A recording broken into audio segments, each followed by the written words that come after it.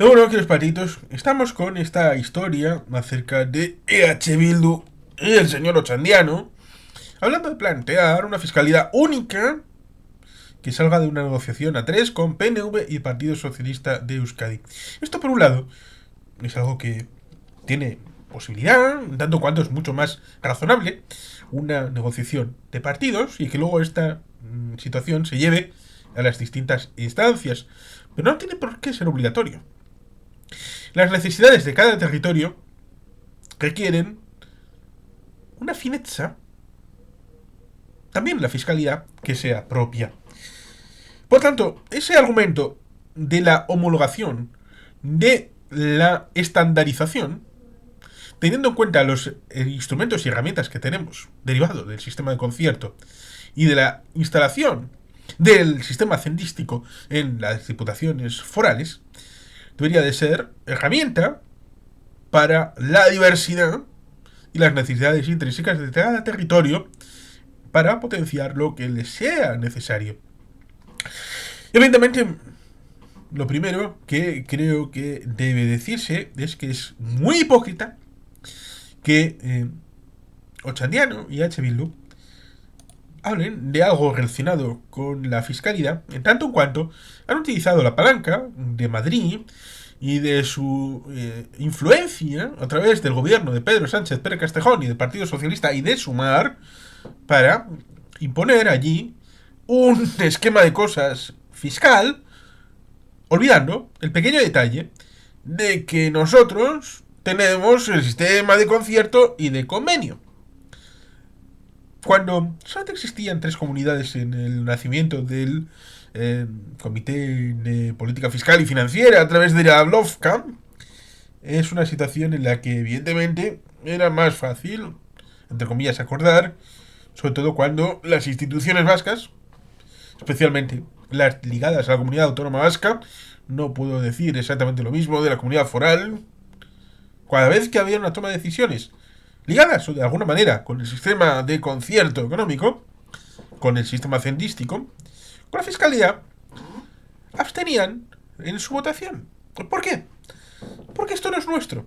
Lo mismo que nosotros no queremos que se nos metan en nuestra casa a ordenarla, no nos vamos a meter en la del régimen común a ordenar cómo tiene que ser su sistema fiscal, su sistema financiero, económico y la vertiente de financiación autonómica. Esto también tendría que haber sido una política de los gobiernos de la Comunidad Foral de Navarra, a pesar de que en algunos momentos, y depende del color político, han hecho causa común con el resto de comunidades, las de el régimen común, para otra cosa. Lo mismo, ese principio básico de inferencia y de injerencia, es el que Bildu ha hecho causa común con algunos partidos de izquierda, o así llamados, aunque a veces uno tiene dudas acerca de que sean de izquierdas o sean muy de derechas. Es una idea que evidentemente requiere el respeto y que para esas políticas entre comillas de izquierdas, en base a la contradicción primaria y secundaria del marxismo, todo un clásico, establece la idea de que desde Madrid se puede establecer una política pública que Madrid no estaría dispuesto a aceptar si fuera absolutamente progresista de la Asamblea Nacional Portuguesa o de la Asamblea Nacional Francesa. ¿Por qué? Porque es que desde Portugal y de Francia, por muy progresistas que sean sus medidas, la soberanía reside en el Congreso y el Senado. Si la soberanía hacendística, fiscal y financiera reside en el sistema de concierto, entonces, como Bildu quiere imponer para todo el Estado, incluyendo al País Vasco, Araba, Vizcaya, Guipúzcoa y Navarra, elementos ligados a la fiscalidad. En este momento parece que quieren hacerlo dentro del ámbito del País Vasco y la armonización está venida también en el ámbito de la ley aprobada en el Parlamento Vasco en 1990. Con lo cual, esa situación que no se ha activado está siempre latente en una situación que está de fondo. ¿Por qué el tema de la armonización es un asunto bastante complejo y complicado? En buena medida, se suele atacar a Madrid por el tema de los beneficios fiscales que ofrece. Y es un error. Es un error porque diría un cierto amigo, aunque gallego, pero estudiante de la Pablo de Olavide, en Sevilla, en su día, eh, me dice que para garantizar la foralidad y de la fiscalidad del concierto y convenio, es sano decir que Madrid tiene también el derecho a su realidad. Y esto coincide con Fernando Díaz Villanueva y su defensa del sistema de concierto, pero también desde su madrileñidad defender los derechos que tiene también Madrid a establecer su sistema impositivo, a pesar de que Madrid tiene un sistema aparte que le beneficia, más allá de las rebajas fiscales con los diferentes gobiernos, sea de Esperanza Aguirre o de Isabel Díaz Ayuso, como es el ámbito de la capitalidad. Si es la capital del Estado, recordemos, la Constitución pone que la Villa de Madrid es la capital del Estado, no pone que la capital de la Comunidad de Madrid sea la capital del Estado, porque en ese momento ni estaba ni se le esperaba la capital de Madrid como capital de la comunidad. Podría haberse establecido un distrito federal, un distrito de Columbia en la ciudad de Madrid y un poquito alrededores, aunque al final el término municipal acabó incorporando, y esto pasó en tiempos del franquismo, en muchos ámbitos. En ámbitos de Madrid se incorporó a algunos antiguos ayuntamientos y en Barcelona se impidió porque entonces habría una garantía de mayor nivel poblacional para la capital condal respecto de Madrid, cosa que con el tiempo acabó dándose la vuelta y siendo Madrid la ciudad más poblada del Estado español. En otras ciudades, ya sea Santander, Bilbao, Vitoria, se incorporaron entornos más o menos periurbanos. En el caso de Santander, con Albericia, Peñacastillo. Vitoria sigue como en Santander, incorporados. En Bilbao, el Valle del Chorierri, por ejemplo, se desanexionó con la perspectiva de las elecciones municipales de 1983. Por tanto, hubo diferente ámbito de realidad, eh, y que eso contribuye también a la riqueza, los impuestos, tasas e impuestos, no solamente de la ciudad, sino también de los territorios. Y precisamente por eso el tema del territorio es importante en el caso de Madrid, porque al final no fue ni Castilla la Nueva, porque por exclusión dijeron, bueno, si incorporamos a la provincia de Madrid tal cual, entonces el centro no será ni Cuenca, ni Guadalajara, ni por supuesto la incorporada Albacete, que antes hacía causa común con la región de Murcia, ni Guadalajara, ni por supuesto tampoco Toledo, una capital histórica de tiempos de los visigodos del Estado español. Y por eso se le excluyó y se formó la Comunidad de Madrid, por exclusión. Eh, Madrid, por lo tanto, tiene una casústica especial. Pero más allá de eso, evidentemente, la financiación ha sido objeto de vídeos específicos y la armonización, como digo, no es buena cosa. Porque a través de la armonización se trata de no de beneficiar a los territorios que no son Madrid, sino de fastidiar a Madrid, cuya única fastidiamiento más o menos plausible no sería el hecho este de la homogeneidad y la armonización en el tema impositivo y obligar a que retiren los incentivos fiscales o las deducciones, sino quitarle directamente la capitalidad y llevársela a Sevilla, a Valencia, a Coruña, llevarle la capital del Estado a otro territorio, o por qué no, a Ceuta o a Melilla. ¿Por qué no? La capital de España. Imaginen, Melilla, capital de España. Qué bonito, ¿eh? O la línea de la Concepción, capital de España. Solamente así se podría dejar en su justa medida cuál es el elemento Madrid como propio y no por derivada de capital. Y lo mismo que digo para Madrid respecto de la no armonización, podemos hablar del País Vasco. Referido, por ejemplo, a países como Liechtenstein o la propia Suiza, con sus cantones, o también los Estados Unidos. La diferencia fiscal con... hay un aporte básico federal para el IRPF y luego hay un aporte estatal, un extra, que puede ser mayor o menor dependiendo del gobierno del Estado.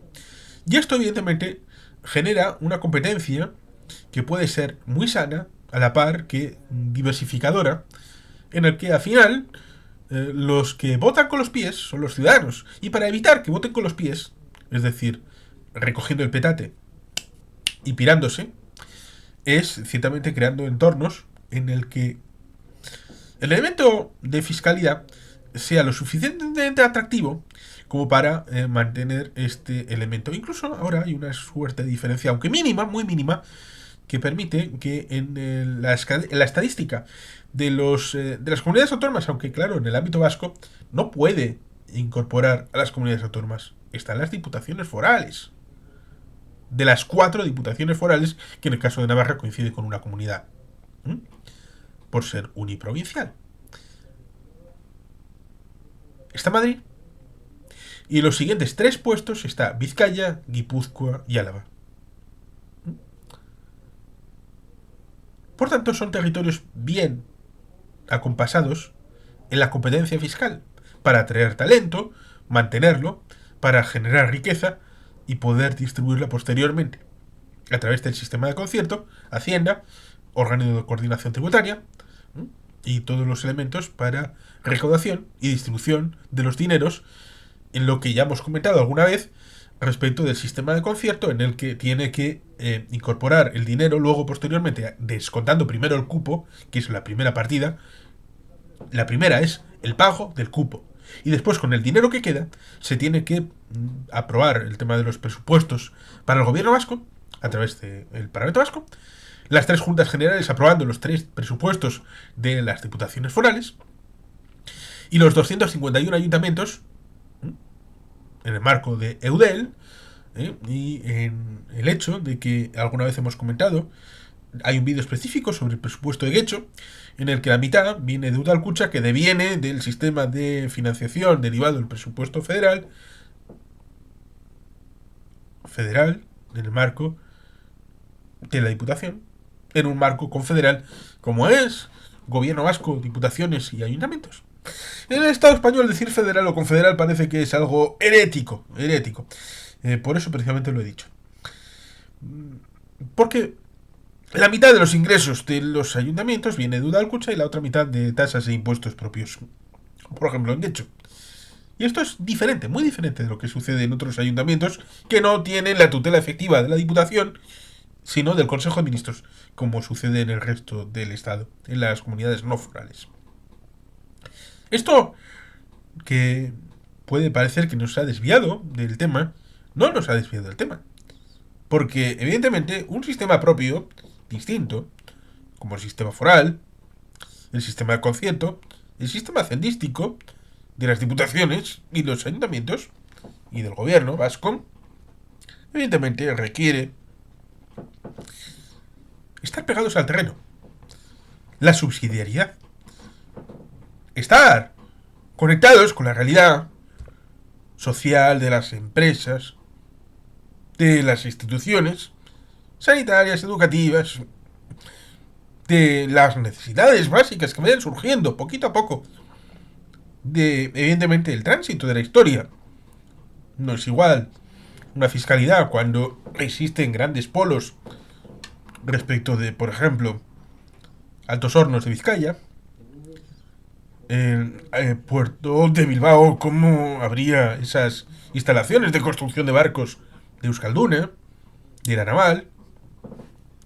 La plantilla impositiva, de aquí, doy el salto al mañana, al futuro, que en el caso de...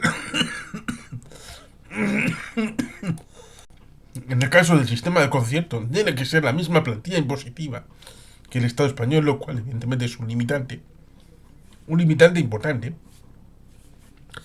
debiera de llevar a la reflexión acerca de si la plantilla impositiva tal y como está derivada y que tiene muchos años y décadas, tal y como está sin reconfigurarse, no esté ya obsoleta debido a la generación de riqueza, y que la tasa impositiva debe acompasarse respecto de esos orígenes de donde surge la riqueza, para no ser una carga, para no lastrar, para no ahogar esa generación de conocimiento y de riqueza, que luego, evidentemente, a través de la extracción de impuestos, deviene en esa caja negra, que es el agregado de la suma de esos impuestos, ya sea por vía directa o indirecta, para luego nutrir esos presupuestos públicos.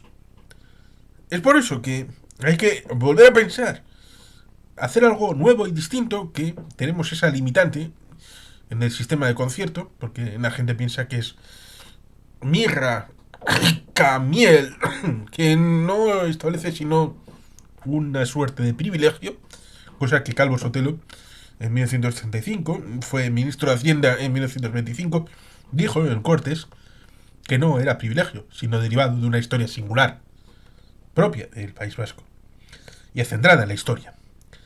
En aquel momento ya llevaba unos cuantos años, desde el 28 de febrero de 1878, con el acuerdo de Tejada-Baldosera, que es de 1877, y derivado de esa historia común univitelina del concierto y el convenio. Por eso es importante rechazar de plano la idea de amortización, de armonización, de homologación, cualquiera de los conceptos que pudieran estar en esta base de tener una exacta y mimética plantilla impositiva en Álava, en Vizcaya y en Guipúzcoa. Esto no puede ser. Lo mismo que tampoco respecto de Navarra. Establecer la misma plantilla que pueda armonizarse en la comunidad autónoma vasca respecto de la comunidad foral, que tiene un único polo grande de atracción, como es Volkswagen, en Landaven, cuando tendría que haber sido diversificado. Apelo aquí a el corralito foral acerca de que la planta que está en Vigo pudo haberse instalado en Navarra, pero la gente que luego constituyó UPN fue poco lista y dejó que le robaran la cartera, y al final acabó yendo a Vigo. Por tanto, la Citroën podía estar en Navarra. Cierto es que hay una importante presencia de Mercedes y de Michelin en Vitoria, pero ya estamos hablando, por ejemplo, de dos, pero también luego hay otros elementos que están incorporados. Por tanto, el territorio requiere una especificidad y un estudio específico que puede dar ciertamente a una idea general, y esto es algo que se ha hecho en el pasado, no es algo que sea invento de Bildu, pero sí puede marcar una especie de senda en donde haya una posibilidad de actualizar, y que evidentemente no puede ser en el Parlamento Vasco, sino que tiene que ser en los territorios históricos, que son debido a la historia. Y hay una lista de reproducción acerca de esa historia en términos judiciales, de las mini vacaciones fiscales y de las vacaciones fiscales antes, y de los trámites jurídicos del comienzo del siglo XXI hasta llegar a esas sentencias de 2006, 2008 y en el caso Azores en 2010, que definitivamente dio carta de naturaleza a que el concierto es un sistema europeo y que tiene la mitad de los impuestos concertados tienen regulación normativa como algo propio, sobre todo lo que no tiene que ver con el mercado común y la fijación de los precios, por ejemplo el tema del IVA. También el IVA fue problemático. Por tanto, por un lado, no hay que tratar de poner en cuestionamiento de manera gratuita, voluntaria, algunos elementos. Y por otro, Bildu, que por lo menos se entiende que esta armonización se ha dado en el pasado, no debíamos de caer en ella una vez más, aunque evidentemente puede ser obligado, en cierta medida, para la aprobación en algunos determinados ámbitos parlamentarios, sobre todo teniendo en cuenta de que habría dos vías, no en el caso de Vizcaya, que hay mayoría absoluta entre el PP, no. Ahí ya he sacado el asunto. Sería elegir entre el PP o Bildu. En Vizcaya no es necesario ni el PP ni Bildu para aprobar la nueva normativa que pudiera haber. Con el PSOE y con el PNV, con el gobierno, es suficiente. Pero, tanto en Álava como en Guipúzcoa, sería necesario el concurso de una tercera fuerza, ya sea el PP o Bildu. Y por eso está esa duda. Porque el PP y Bildu en principio no van a ofrecer ni pedir lo mismo respecto de una modificación fiscal para el País Vasco. Y en buena medida, ambos van a tener una perspectiva ideológica. El PP para reducir impuestos y el Bildu para subirlos. Subirlos a como de lugar. Otra cosa es lo que el PP hizo cuando estuvo en el gobierno después de las elecciones de 2011, que dijo que iba a bajar los impuestos y luego los subió todos. Por tanto, hay que tener ciertas precauciones históricas, pero evidentemente hay que aprender de esas lecciones, de las llamadas armonizaciones fiscales en las últimas aprobaciones de cambios normativos en el País Vasco, y tener claro que no es necesario ni obligatorio esa armonización, porque evidentemente no debe de establecerse la plantilla fiscal por unos principios, sino por el realismo de lo que sea necesario en cada uno de los territorios y para unas perspectivas de futuro respecto de los lineamientos económicos y financieros de lo que se quiere favorecer y de lo que se quiere ir rebajando en el ámbito público y privado, y de lo que la sociedad pueda armonizar en este sentido, sí armonizar para un desarrollo sostenible, aunque sin estar ligados a principios dogmáticos, pero sí de principios de realismo acerca de cambio climático, cambio de tendencias societarias, tanto en las sociedades jurídicas como en el ámbito poblacional de las personas físicas. Y por tanto, está esa ambivalencia de que la propuesta puede estar bien encaminada, pero conociendo el paño, a Ochandiano y a H. Bildu, pues evidentemente tiene las dificultades que tiene objetivamente acerca de comprender cuál es la propuesta y cuando la planteen, pues poder estudiarla, ver lo que ofrece el Partido Popular y ver qué se puede aprobar en cada territorio, porque evidentemente cada cierto tiempo es bueno actualizar, pero como ocurre con la educación, también tenemos que tener una perspectiva en la que seamos claros. Cuando uno cambia tanto la fiscalidad como el marco regulatorio de la educación, no va a tener efectos inmediatos, sino que va a haber que esperar una serie de años para que tenga completo efecto en la realidad. Y eso, por lo tanto, hace que no se pueda, no se deba cambiar la fiscalidad cada legislatura. Una perspectiva de más largo plazo que evidentemente creo que no está en Ochandiano. Y sin más que los patitos, es que ricasco, agur berobat, beti gelpian.